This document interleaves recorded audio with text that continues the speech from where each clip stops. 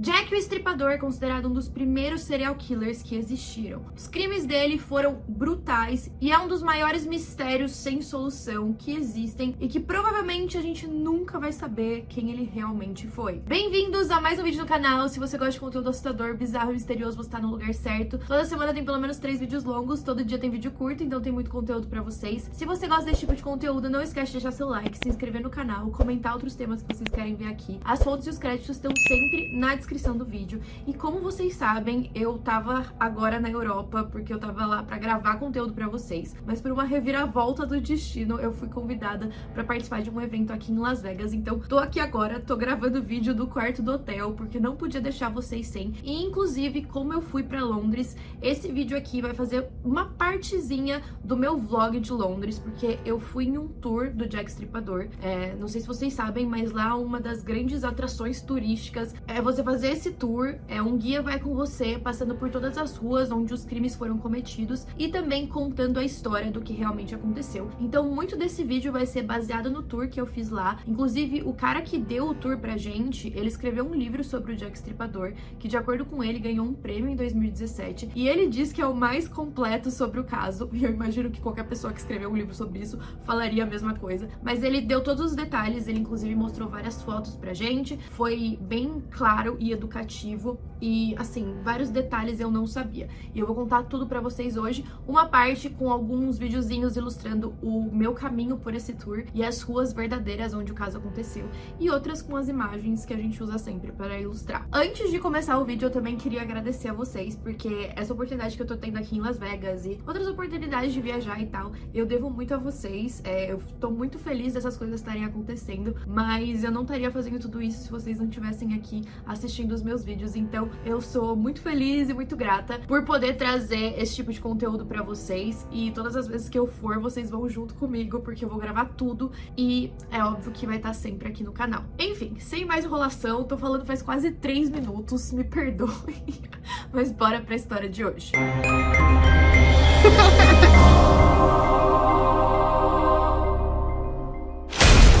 Tudo começou em 1888, em uma região de Londres que fica no leste, chamada Whitechapel. E antes da gente ir, de fato, pros assassinatos, vamos entrar nessa época da história para entender como era a região naquela época. Whitechapel, em Londres, hoje é um bairro super fofinho, ele é bem caro, várias pessoas moram lá, trabalham lá e é bem organizado. Mas em 1888 as coisas eram diferentes. O local era extremamente lotado. Muitas das pessoas que viviam ali eram refugiados, imigrantes que estavam fugindo de guerras que aconteciam em outras partes da Europa. Então eles iam para esse bairro porque era um local mais barato e tinha mais serviços informais que você poderia fazer e ganhar um trocado ou outro. Tinham muitos judeus, principalmente, e aquela região já era alvo de muitos crimes. Virava e mexia, alguém era morto, você via lojas sendo saqueadas, pessoas roubando umas às outras, nada muito fora do normal para eles. Em 1888, a gente tinha cerca de 80 mil habitantes só naquela área. As condições econômicas e de moradia eram péssimas. Por exemplo, você tinha algumas casas que você poderia alugar um quarto para passar a noite. As formas mais baratas de você dormir eram os pequenos caixões de madeira que você dormia dentro. Na verdade, não era um caixão, era tipo uma caixa. Fala caixão, parece que está sendo enterrado. Mas era um negócio meio parecido. E outra coisa que rolava, que era mais barato ainda, era basicamente 2 pedaços de madeira que você pendurava 2 cordas, uma que ficaria perto da sua cabeça e outra nos seus pés, e você dormia nessas cordas, tipo, literalmente só pendurado por elas. Então vocês imaginam a pobreza que tinha ali. Além disso, 55% das crianças que nasciam na região morriam antes dos 5 anos de idade. Então a gente pensa nas ruas sujas, cheias de rato, as doenças se espalhando, não era seguro você sair sozinho, roubo, violência e dependência de álcool. Muitas pessoas gastavam o pouco dinheiro que elas tinham não para achar um lugar para dormir, mas para beber, porque elas não aguentavam aquela situação. E isso também levou muitas mulheres a irem para o caminho da prostituição. Eu não sei se hoje em dia a gente fala prostituição ou se tem algum outro nome. Eu tenho a impressão de que existe um outro nome, porque eu não sei se prostituição prostituição é um nome que é meio pejorativo. Mas enfim, eu vou falar isso porque eu não sei o outro. Então se alguém souber se tá certo ou não, comenta aí, por favor. E também tinha um outro fator muito importante que ajudava os crimes a acontecerem. Durante a noite, as ruas eram iluminadas por postes com uma luz, aquela luz bem... Não era uma luz, né? Era, na verdade, um foguinho e ela conseguia iluminar muito pouco em volta dela. Então, no geral, as ruas eram muito escuras. Se você visse alguém de longe, você não ia conseguir ver o rosto dela exatamente até ela estar bem mais perto de você. Acho que já deu pra ter uma ideia geral da situação. Então, agora a gente vai pro dia 31 de agosto de 1888. Por volta das 3 e pouco da manhã, 2 homens estavam andando em uma rua próxima ao pub The Ten Bells, que a gente vai falar bastante nesse vídeo. Na calçada, eles encontraram uma mulher desmaiada, ou de repente ela tinha caído. A saia dela estava para cima, e aí eles foram checar o que tinha acontecido, se ela tinha passado mal, ou se de repente ela só estava bêbada, algo que era bem comum. E aí, quando eles chegaram perto, eles colocaram as mãos no rosto dela e também nas mãos. Eles perceberam que o rosto dela ainda estava quente, as mãos estavam geladas, mas parecia que ela só tinha passado mal. Então, quando eles olharam, eles colocaram a saia dela para baixo, o que eu achei até que foi legal da parte deles, ou não mais que obrigação, e seguiram o caminho. Cerca de 1 hora atrás, essa mesma mulher tinha sido vista pela colega de quarto dela enquanto ela estava andando por uma rua chamada Whitechapel Road. Ou seja, se ela tinha desmaiado, ou se ela tinha passado mal, ou se alguém tinha feito algo com ela, não fazia muito tempo. Mas aí, 1 hora depois, por volta das 4 da manhã, um homem chamado Charles Cross encontrou a mesma mulher. Dessa vez, o estado dela estava completamente diferente e ele foi obrigado a ligar para a polícia. Quando a polícia chegou, eles encontraram o corpo da Mary com a garganta aberta e, além disso, ela tinha sido estripada. Eu vou deixar um alerta de gatilho para vocês, porque nesse vídeo em específico, apesar de eu não fazer muito isso,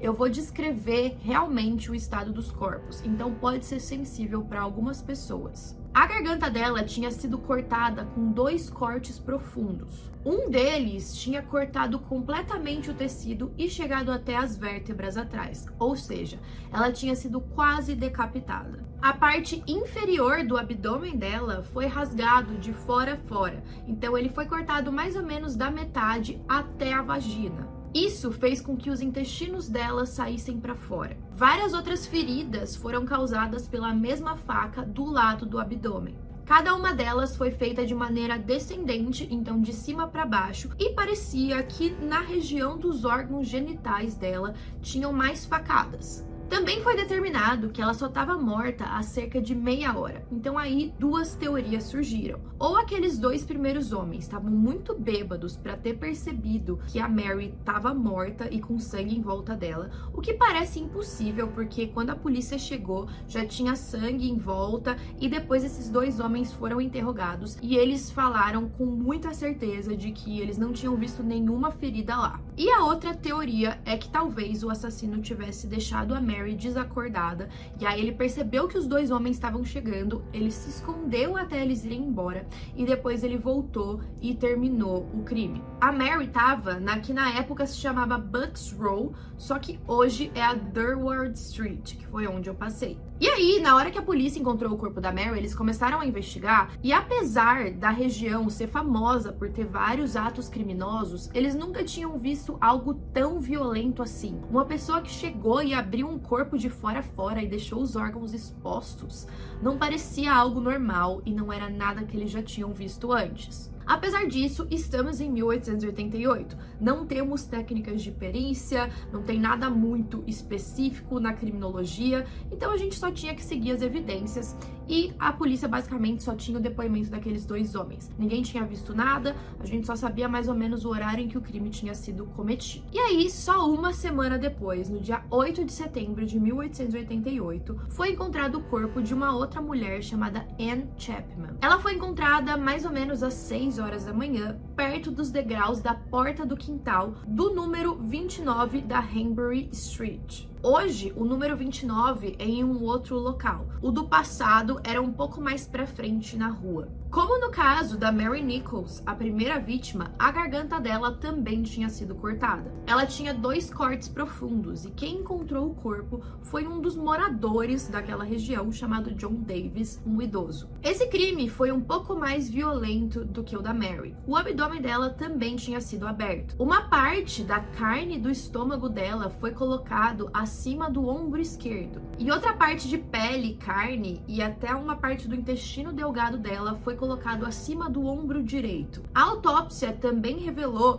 que o útero e seções da bexiga e da vagina foram removidos. E aí a gente não sabe para onde eles foram. Então, parecia que o assassino tinha alguma noção de anatomia. Afinal, ele estava abrindo as vítimas e removendo os órgãos. Uma mulher chamada Elizabeth Long deu uma entrevista para a polícia naquela época como testemunha. E ela disse ter visto a Anne Chapman do lado de fora do número 29 por volta das 5:30 da manhã. Como o corpo dela foi encontrado às 6, então a gente percebe que ela talvez quase tivesse visto o assassino também. Ela disse que a Anne estava na companhia de um homem de cabelos escuros que usava um chapéu marrom e um sobretudo escuro. Ele também tinha uma aparência pobre e elegante, de acordo com ela. Ela também disse que esse homem teria feito uma pergunta para Anne, tipo, você vai? E ela teria respondido sim. Importante mencionar que tanto a Mary quanto a Anne eram prostitutas. E foi daí que começou a surgir a figura do Jack Stripador. Hoje em dia, os desenhos que são feitos dele mostram um homem misterioso usando um sobretudo e um chapéu. Mais tarde, naquele mês, no dia 27, a Central News Agency recebeu uma carta. Durante todo o caso do Jack Stripador, tanto a mídia quanto a polícia receberam diversas cartas diferentes, assim, milhares e milhares. Tanto de pessoas falando, olha, eu acho que um parente meu é o Jack, ou então falando, eu vi tal coisa, ou até confessando o próprio assassinato e alegando ser o Jack Stripador, mas muitas dessas cartas foram consideradas inúteis ou até mesmo falsas, e a gente tem 3 principais que foram relevantes para a polícia e que talvez sejam de autoria do Jack Stripador. A primeira delas é conhecida como a carta Querido Chefe, ou em inglês Dear Boss. Vou ler para vocês rapidinho o que ele dizia. Querido chefe, continuo ouvindo que a polícia me pegou, mas eles não vão me encontrar ainda. Eu ri quando eles achavam que pareciam tão inteligentes e falavam sobre estar no caminho certo. Aquela piada sobre um avental de couro me deu um ataque de verdade. Já já eu conto pra vocês do avental. Eu estou apaixonado por prostitutas e não vou parar de rasgá-las até que eu esteja preso. O meu último trabalho foi um grande trabalho. Não deu tempo para a senhora gritar. Como eles podem me pegar agora? Eu amo meu trabalho e quero começar de novo. Em breve você ouvirá falar de mim com meus joguinhos engraçados. Guardei um pouco de sangue em uma garrafa de cerveja de gengibre no meu último trabalho para poder escrever essa carta, mas ficou grosso como cola e não consigo usá-lo. A tinta vermelha é adequada o suficiente. Espero. Haha. No próximo trabalho que eu fizer, cortarei as orelhas da senhora e enviarei para os policiais apenas por diversão. Guarde essa carta até eu trabalhar mais um pouco, depois distribua diretamente. Minha faca é tão boa e afiada que quero começar a trabalhar imediatamente se tiver uma chance. Boa sorte. Sinceramente, Jack, o Estripador. Bom, a gente pode analisar essa carta de algumas formas. A primeira coisa que eu vou comentar com vocês é sobre o avental de couro. No caso da Anne Chapman, dizem ter encontrado um pedaço do avental que ela estava usando. Então, isso foi pra mídia na época e pode ser que ele estava fazendo referência a essa informação. Mais pra frente a gente vai contar um pouco mais sobre esse pedaço de roupa. Algumas outras coisas que a gente pode ver aqui é que ele escreve haha, o que é bem bizarro, porque é algo da época da internet, que a gente escreve como a gente tá rindo, e ele já escreveu dessa forma em 1888. Outra coisa que a gente percebe é que ele estava acompanhando de perto o trabalho dos policiais e as investigações para saber se eles estavam próximos de capturá-lo ou não. E outra coisa que a gente tem que prestar atenção é sobre essa questão dele falar que ele ia cortar uma orelha e depois enviar pelo correio. E tem um PS no final que ele diz o seguinte: não se importe que eu me dê um nome comercial. Então, o nome Jack Estripador não aconteceu por causa das pessoas, da mídia que estava acompanhando o caso. Foi o assassino mesmo que teria se autonomeado, caso essa carta tenha sido realmente escrita por ele. No PS, ele fala: não foi uma boa ideia mandar isso antes de tirar toda a tinta vermelha das minhas mãos. Maldição. Não estou com sorte ainda. Dizem agora que sou médico, haha. Ou seja, ele realmente estava acompanhando as investigações porque ele sabia que tinha essa teoria de que quem quer que estivesse fazendo aquilo era um médico. E aí agora eu achei duas versões. Em uma delas dizem que a carta não foi divulgada para a mídia até o dia 1 de outubro. Então muitos acreditam que tenha sido fabricada por um jornalista para manter a curiosidade das pessoas no caso. A outra teoria eu vou falar agora com a gente falando da próxima vídeo. 3 dias depois da carta ter sido recebida, o corpo da Elizabeth Stride foi encontrado por um homem chamado Louis Jim Schutz. O corpo dela foi encontrado mais ou menos a 1h da manhã em Dutchfield's Yard, perto da Burner Street, que hoje se chama Henrique Street. A causa da morte foi uma incisão bem definida de mais ou menos 15 centímetros no pescoço dela. O corte cortou a carótida esquerda e a traqueia antes de terminar embaixo da mandíbula direita. Só que não tinha nenhuma outra mutilação pelo corpo dela, como aconteceu com as outras duas vítimas. E aí ficou uma dúvida, será que foi o Jack que matou a Elizabeth também? Ou será que de repente ele tinha sido interrompido durante o ataque? Várias testemunhas informaram ter visto a Elizabeth na companhia de um homem mais ou menos entre 1h da manhã, mas cada uma dessas pessoas deu uma descrição diferente. Algumas pessoas diziam que esse homem tinha pele clara, outros que tinha pele escura, alguns diziam que ele estava bem vestido, outros que ele estava mal vestido. Independente disso, a descrição das pessoas, as testemunhas naquela época, era de um homem com cabelo castanho, bigode, chapéu e sobretudo, e basicamente todos os homens de Whitechapel andavam daquela forma, então era muito difícil saber quem era. Quando o corpo da Elizabeth foi encontrado, foi determinado que ela estava morta há cerca de 30 minutos, ou seja, de novo, muito perto da hora em que o crime foi cometido. Mas nessa noite foi diferente. Só 45 minutos depois, eles encontraram mais uma vítima. O corpo dela foi descoberto na Myrtle Square. Hoje, o local onde o corpo dela foi descoberto é bem na frente dos portões de uma escola. Essa mulher se chamava Catherine Edwards. A garganta dela tinha sido cortada de orelha a orelha e o abdômen rasgado por uma ferida longa. Os intestinos dela foram colocados acima do ombro direito. Uma outra seção do intestino foi completamente cortada e colocada entre o corpo e o braço esquerdo. O rim esquerdo e a maior parte do útero dela foram removidos. E o rosto dela foi desfigurado, com o nariz decepado, a bochecha cortada e também tinha uma incisão de um triângulo na bochecha dela apontando para um dos olhos. E aí que vem a parte da orelha. A orelha dela tinha sido cortada. Então o que a gente pensa?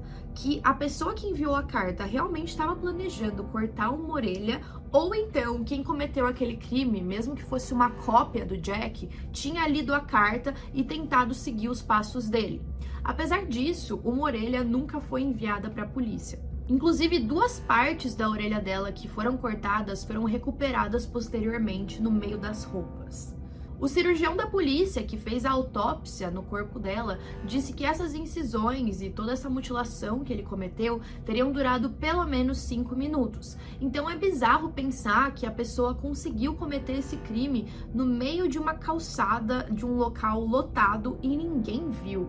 Voltando de novo pelo pedaço de avental que tinha sido encontrado, ele na verdade estava um pouco distante do corpo dela. Ele estava na porta de um apartamento da Goulston Street e acima desse pedaço de roupa tinha algo escrito na parede com giz. A escrita dizia: "Os judeus são os homens que não vão ser culpados de nada." Não ficou claro se o grafite estava relacionado com o caso ou não, já que na área moravam muitos judeus e poderia ter sido algo acidental. Mas ao mesmo tempo parecia querer incriminar os judeus pelo crime. Uma das cartas enviadas pelo Jack também teria uma letra similar com a desse grafite. Só que também tinham 2 erros meio graves de ortografia. Um deles era a forma que a palavra judeu estava escrita, porque ela estava escrito errado, e além disso tinha 2 negativos, tipo, não vão ser culpados de nada. Como a principal teoria da polícia é que o Jack fosse um cara estudado, talvez com conhecimento em medicina, não fazia sentido que ele errasse em concordâncias básicas ou em palavras mais comuns.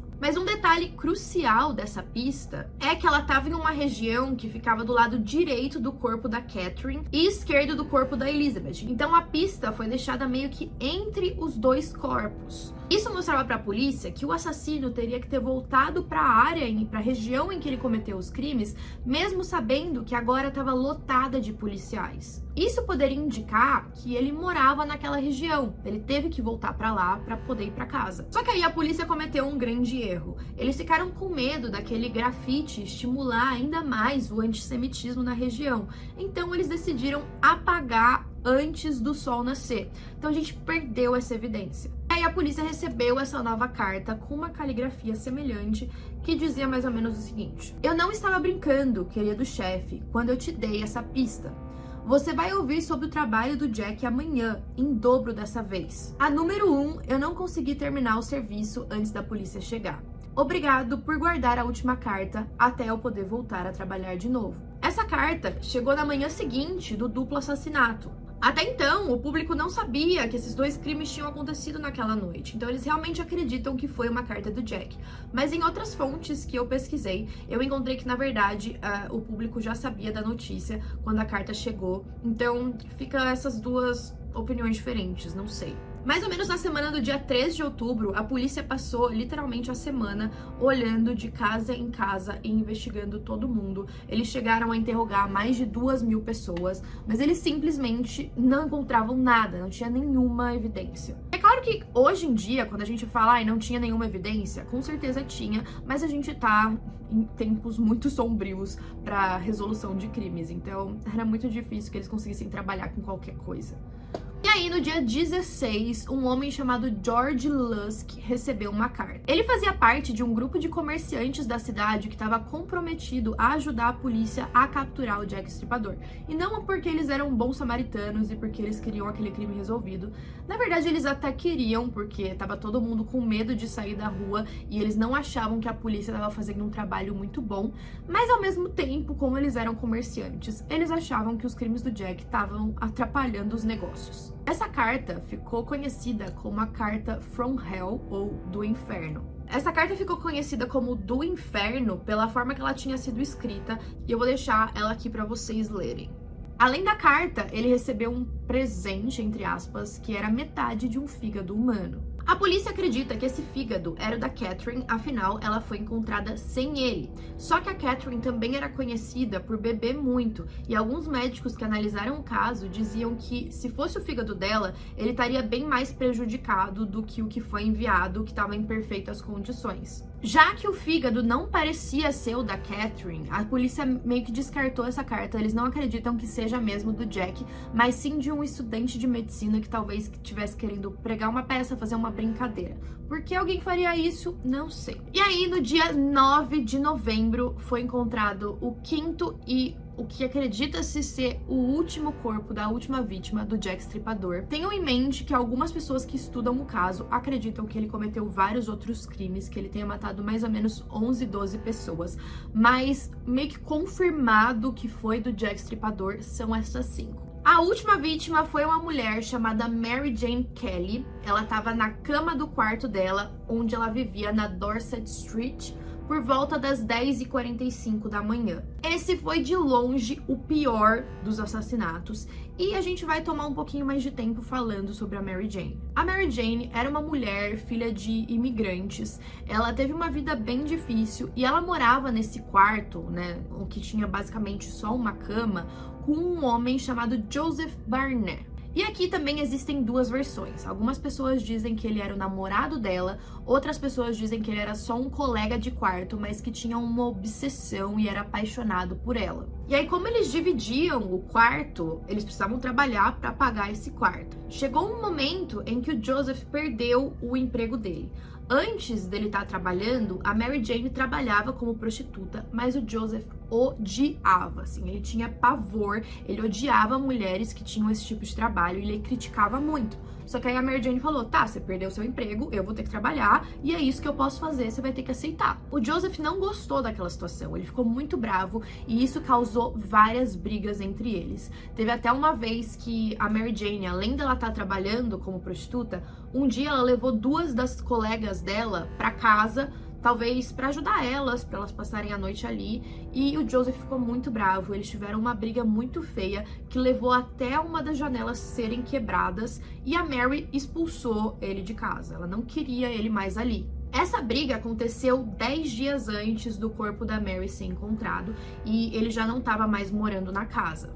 E aí o que acontece? Quando a Mary Jane foi encontrada, o rosto dela estava completamente irreconhecível. E agora eu aviso vocês que existem fotos na internet de todas as vítimas, inclusive. Eu fiquei bem chocada, porque quando eu tava fazendo o tour em Londres, o cara mostrou pra gente as fotos sem nenhum aviso. Tipo assim, ó, tá aqui. E eu nem sei se eu queria ter visto.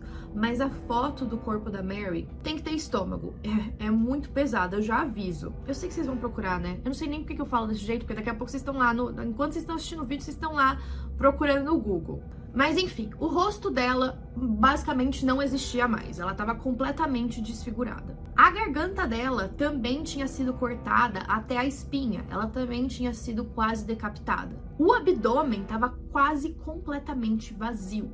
O útero, fígado e um dos seios foram colocados ao lado da cabeça dela. Outras vísceras do corpo foram colocadas próximas aos pés. Seções do abdômen e das coxas estavam na mesa de cabeceira. E não só isso, dessa vez o assassino tirou um tempo para remover a pele dela de algumas partes. O coração não estava na cena do crime e ele nunca foi encontrado. Também foram encontradas várias cinzas na lareira, o que indicava que o assassino teria colocado vários objetos ali para o fogo ficar queimando e ele conseguir ter uma visão do que ele estava fazendo. Quem encontrou a Mary foi o inquilino dela, que tinha ido na manhã seguinte para cobrar o aluguel. Ele disse para a polícia que a visão que ele teve, ele nunca conseguiu apagar da memória. Ele também disse que parecia mais o trabalho de um demônio do que de um homem. O estômago da Mary ainda estava com uma porção de comida, a última refeição que ela tinha feito, que inclusive era batata e peixe, informação irrelevante. E aí surgiram até algumas teorias de que talvez o Jack fosse um cara que tivesse um comércio ilegal de órgãos, e aí ele não quis levar o estômago porque tinha comida dentro. Só que nesse caso, parecia que ele tinha bastante tempo, afinal,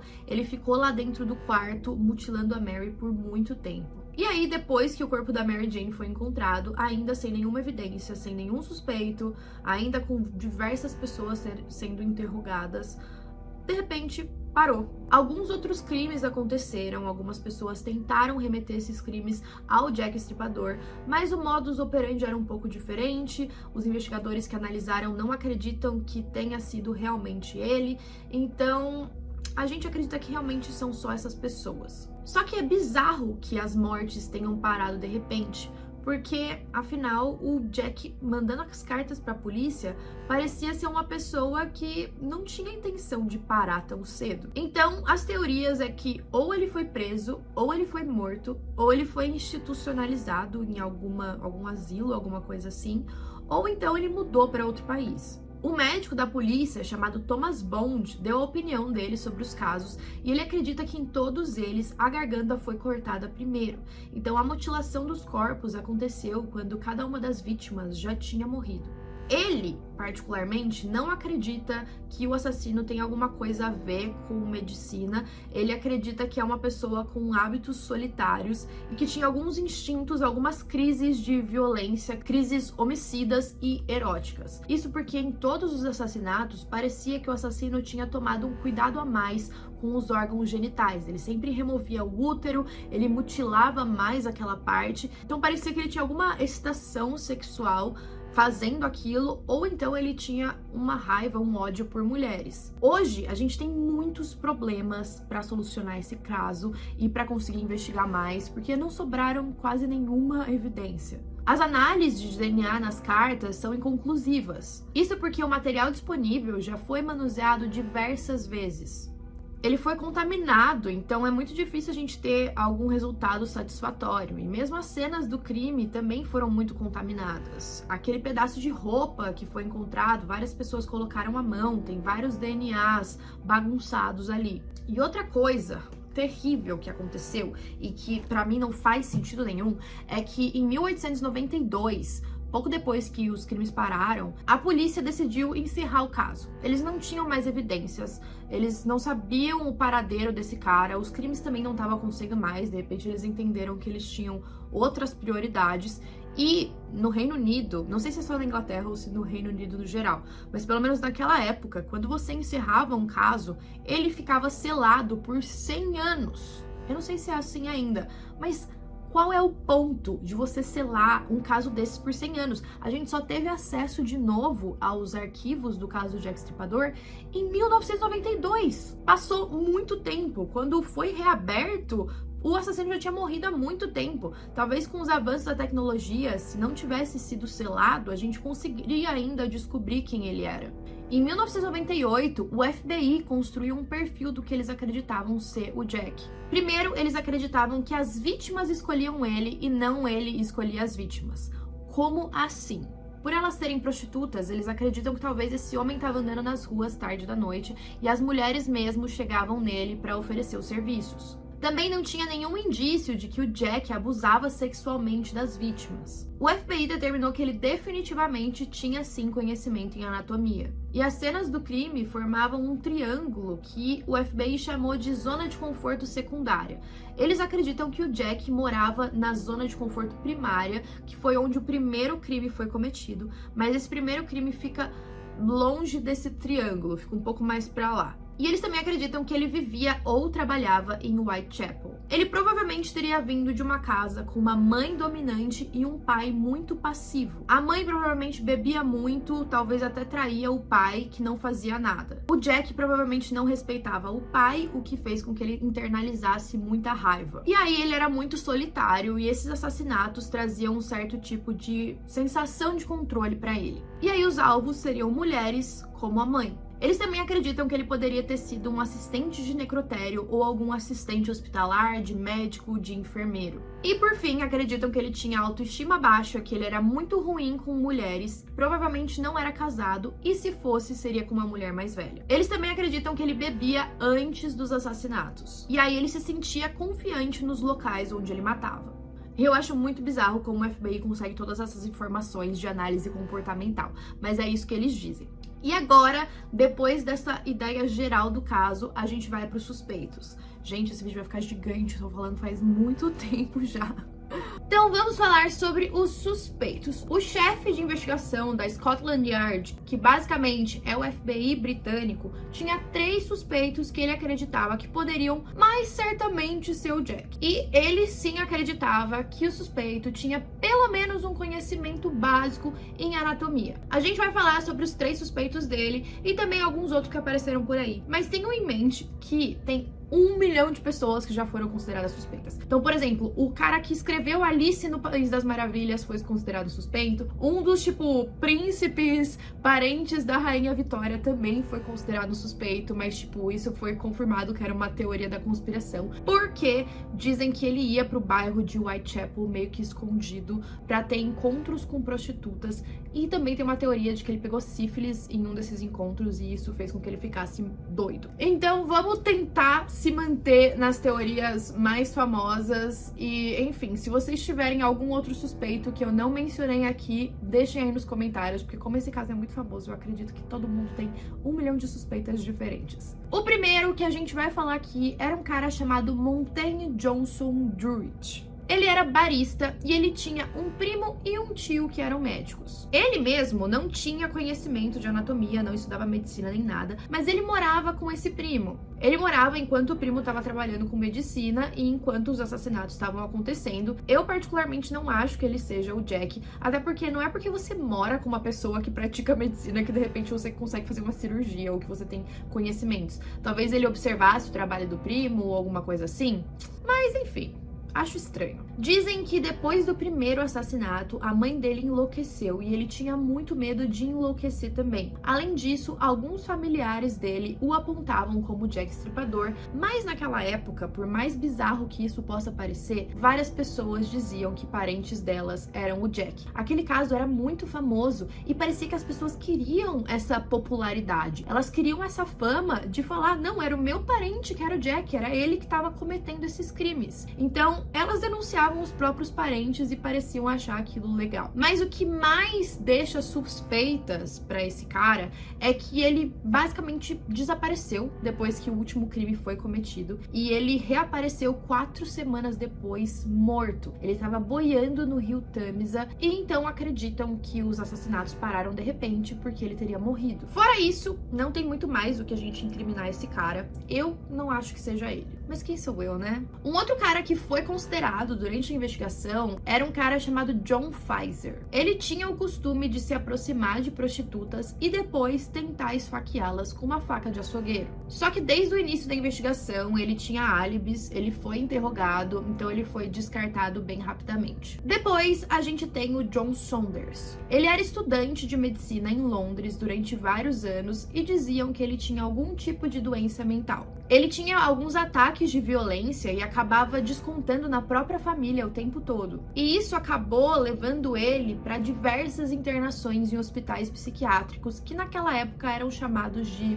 asilos. E depois de uma investigação um pouco mais específica, foi descoberto que ele estava internado nessas instituições enquanto os assassinatos estavam acontecendo, então ele logo foi descartado também. Também tinha um médico chamado Francis, ele era bem maluco, ele dava vários remédios falsos para os pacientes dele, ele inventava alguns remédios que ele falava que iam curar as pessoas e ele era famoso por ter matado alguns dos pacientes por conta disso. Ele também odiava prostitutas e ele tinha uma coleção de úteros. Suspeito, Francis. Como ele era médico, ele tinha conhecimento anatômico e ele estava em Londres na época dos assassinatos, então ele se tornou um grande suspeito. Inclusive, ele já tinha sido preso algumas outras vezes por outros crimes, então talvez ele tivesse ali uma pontinha pra cometer um assassinato. Só que a polícia não considerou ele exatamente violento, então ele foi liberado. Agora a gente vai falar do suspeito, que pra mim é o que mais faz sentido. Vocês vão me dizer se vocês concordam ou não. Ninguém menos que o Joseph Barnett, também chamado de namorado da Mary Jane Kelly. Aquele que eu contei pra vocês que tinha tido uma briga com ela 10 dias antes, que não tava gostando da profissão dela e do que ela tava fazendo pra ganhar dinheiro. A descrição do perfil dele também batia com o retrato falado do Jack. Acreditava-se que o Jack teria entre 25 e 35 anos. O Joseph tinha 30. Ele viveu em Whitechapel a vida toda, o que também significava que ele tinha muito conhecimento da região e poderia ser uma zona de conforto para ele. O pai dele faleceu quando ele tinha 6 anos, o que bateria com o perfil que o FBI fez do Jack Stripador, e ele também, como já mencionei, odiava prostitutas. E aí, qual que é a questão? Algumas pessoas têm a teoria de que o Joseph teria começado a matar, cometer esses assassinos brutais, justamente para mostrar para Mary que era muito perigoso ficar até tarde da noite nas ruas de Whitechapel. Então isso afastaria ela das ruas, porque ela estaria com medo do assassino. E aí quando ele percebeu que isso não adiantou e que inclusive ela voltou a trabalhar nas ruas como prostituta e também decidiu terminar com ele porque ele estava com raiva dessa situação, ele decidiu matá-la da pior forma possível e da forma mais brutal, o que mostrava muita raiva em relação a ela. Então, pra mim, parece que ele tinha um motivo mais específico com a Mary, já que o caso dela foi o mais assustador e o mais brutal. E, sei lá, no geral, eu acho que pra mim essa teoria é a que mais consegue explicar a situação. Depois, a gente tem a suspeita de um outro serial killer, o H.H. Holmes, que eu ainda não contei aqui no canal, mas se vocês quiserem, comentem aí que eu faço um vídeo sobre ele. Pra mim, o mais bizarro dessa suspeita é que a cara do H.H. Holmes é exatamente igual ao retrato falado do Jack. O H.H. Holmes trabalhava nos Estados Unidos, cometia os crimes nos Estados Unidos, ou seja, ele era americano. E aí um parente distante do H.H. Holmes veio a público até que recentemente falar que ele acreditava que ele era o assassino. O Holmes matou diversas pessoas, mas teve uma pausa no tempo em que ele estava visitando o Reino Unido. E isso foi mais ou menos na mesma época dos ataques do Jack Stripador. Também existe registro de um H. Holmes viajando dos Estados Unidos para o Reino Unido mais ou menos na mesma época. Ele era médico, ele adorava dissecar corpos E algumas pessoas que fazem análise de caligrafia e análise linguística no geral acreditam que aquela primeira carta, a carta do querido chefe, tinha indícios de que poderia ter sido escrita por um americano ao invés de um britânico. Só que algumas coisas não batem. A motivação maior do H.H. Holmes era dinheiro, e parecia que no caso do Jack Stripador era algo mais emocional.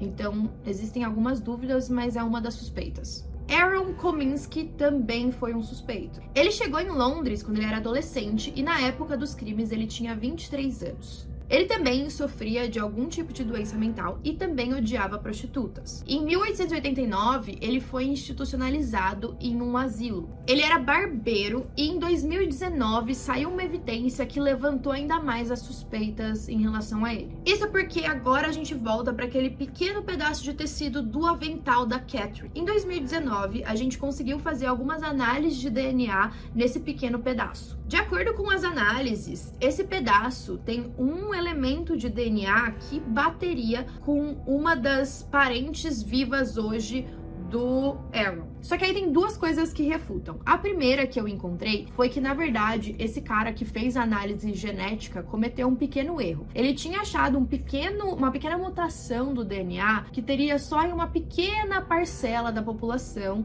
e essa mutação também estaria no DNA do parente do Aaron Kominsky. Mas depois parece que ele errou o número da mutação. E aí essa outra que ele achou tá presente em 99% das pessoas que moram na Europa. Não sei se é 99%, tá? Tô chutando, mas é um número bem alto. Então aí aumentou a quantidade de pessoas num nível extremo que poderia ser literalmente qualquer um. E além disso, também a roupa que foi encontrada poderia ter sido contaminada, como a gente já mencionou aqui no vídeo. Diversas pessoas colocaram a mão, então pode ser que o Aaron tenha entrado em contato com aquele avental em algum momento e ele não seja, de fato, o assassino. Uma outra teoria é que o Jack poderia, na verdade, ser uma mulher. Isso porque, se todas as pessoas estavam procurando um homem, seria mais fácil de se esconder se você fosse mulher. Além disso, uma testemunha disse ter visto a Mary Jane Kelly saindo da casa dela algumas horas depois que ela já tinha morrido, o que era estranho. Então as pessoas começaram a suspeitar que aquela mulher saindo da casa dela poderia ser a assassina vestida com as roupas da Mary. E tinha uma certa desconfiança em uma mulher que ela era parteira, eu acho que ela era abortista também, e com isso ela conseguiria se infiltrar nos lugares, nas casas das mulheres de forma mais fácil. Mas ainda assim, eu não sei, eu acho que pode ser algo da minha cabeça, mas eu tenho a impressão de que todos os crimes que a gente fala, que mulheres cometeram, não são tão brutais assim. E é claro que não pode ter sido, mas também exigiria uma certa força, não sei mesmo. Pode ser que seja algo enviesado da minha cabeça. Não acredito muito nessa teoria. E aí a gente tem um cara chamado Walter Sickert, ele era um pintor, mas eu também não acredito nessa teoria. Ele basicamente tinha uma obsessão pelo Jack Stripador. Ele fazia pinturas estranhas. Teve uma pintura que ele fez que ele até chamou de o quarto do Jack Stripador. Então, parecia que ele gostava de estudar esses casos, e aí algumas pessoas acreditam que ele poderia ser o verdadeiro assassino e tava se escondendo. Mas eu acho que ele era só meio doidinho mesmo. E aí tem uma grande suspeita também de um cara que ele era membro da elite. O nome dele era James Maybrick. Isso porque na casa dele foi encontrado um suposto diário que algumas pessoas acreditam que seja do Jack Stripador, porque nesse diário estão escritos vários detalhes sobre os crimes. E aí virou um mistério durante muito tempo se esse diário realmente era do Jack ou não. Tinha uma parte escrito algo como: eu falo meu nome para todos saberem de mim, para a história poder contar o que o amor pode fazer para um cavalheiro nascido. Assinado Jack o Estripador. Eles também teriam encontrado um relógio nessa mesma casa que tinham as iniciais de cada uma das vítimas e embaixo estava escrito Jack o Estripador. Algumas pessoas fizeram análise da escrita desse relógio e eles acreditam que não é dos tempos modernos, então poderia ser do Jack. Mas ao mesmo tempo, o cara que descobriu o diário e o relógio assumiu que ele tinha fabricado toda aquela história. Então dá pra gente ver que apesar da gente ter diversos suspeitos, essa história tomou uma proporção tão grande que parece que todo mundo quer se incriminar, todo mundo quer falar que sabe o que é. E a verdade é que a gente provavelmente nunca vai saber. O Jack Stripador provavelmente foi um cara que conseguiu se safar de todos os crimes. E também existe a teoria de que não era a mesma pessoa, que talvez ele tenha cometido, sei lá, 2 dos assassinatos e os outros foram todas cópias.